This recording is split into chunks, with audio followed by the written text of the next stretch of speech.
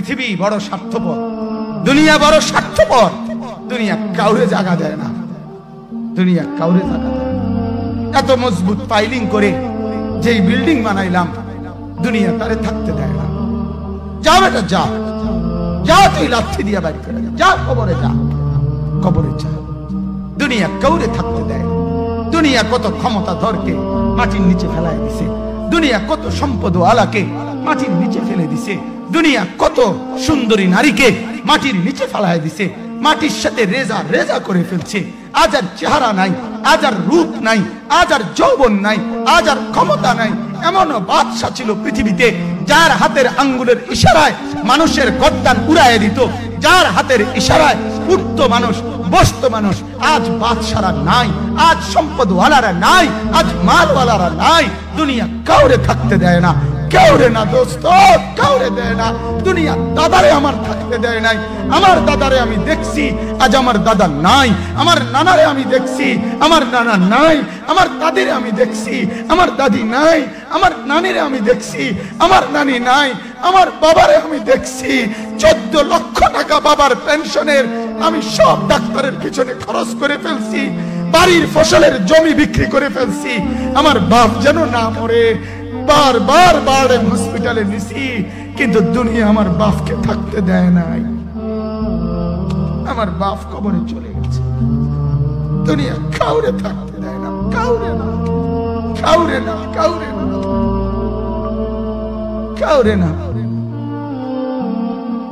আমার বাপ দুনিয়া কাউরে থাকতে দেয় না। তুমি থাকবা না, তুমি থাকবা না। দুনিয়ার ধোকায় পড়ো না বাপ, দুনিয়ার ধোকায় পড়ো না। মাকে বুঝান, আজ মারা বেসামাল হয়ে গেছে, আজ বোনেরা বেসামাল হয়ে গেছে, বেপরদার উৎসব তুলে দিছে। এটা যেন আল্লাহর সাথে যুদ্ধ করছে। আল্লাহ করোনা না, তুমি আরো কিছু দাও, আমরা বেপরদিকে ছাড়বো না।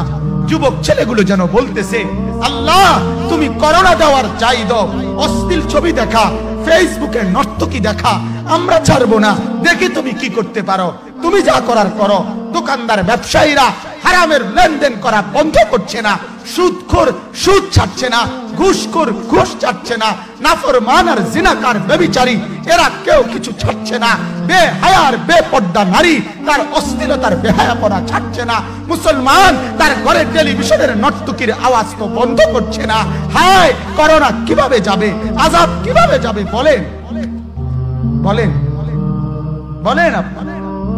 আমার বাপ ফেরাউনের উপরে তো আযাব এতদিন ছিল না, নমরুদের উপরে আযাব এতদিন ছিল না, সাদ্দাদের উপরে আযাব এতদিন ছিল না, কারুনের উপরে আযাব এতদিন ছিল না, লূত আলাইহিস সালামের কওমের উপরে আযাব এতদিন ছিল না, হুদ আলাইহিস সালামের কওমের উপরে আযাব এতদিন ছিল না, নূহ আলাইহিস সালামের কওমের উপরে এতদিন আযাব ছিল না। আজ আমরা মালিককে এই পরিমাণ নারাজ করছি, মালিক এত বেশি নারাজ। আজ 1 বছর হয়ে গেছে, 1 বছরের চাইতে বেশি হয়ে গেছে, কই করোনার মহামারীর আযাব তো যাচ্ছে না, গেছে গা বলে। আমাদের লক্ষ লক্ষ বাচ্চার পড়ালেখা বন্ধ, এরা নষ্ট হওয়ার চূড়ান্ত পর্যায়ে পৌঁছে গেছে। মোবাইল এদেরকে শেষ করে দিছে, লক্ষ লক্ষ ছেলে।